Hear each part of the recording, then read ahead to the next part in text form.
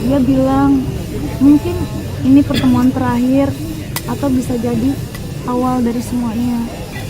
Ketika dia ngomong itu nggak kepikiran ini apa maksudnya.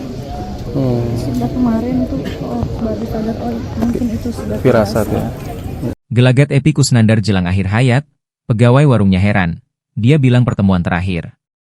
Sebelum meninggal dunia, Epy Kusnandar menitipkan pesan kepada pegawai di warungnya. Epy Kusnandar diketahui mengunjungi warung miliknya dan menunjukkan sikap yang tak biasa. Momen itu kini menjadi sorotan karena dianggap sebagai pertanda kepergiannya.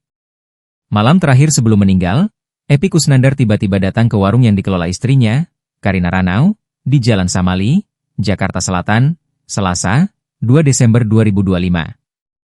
Ia terlihat tersenyum ceria dan mengumpulkan seluruh karyawan, sekaligus menitipkan pesan yang tak biasa. Saya pikir dia bercanda, Mas.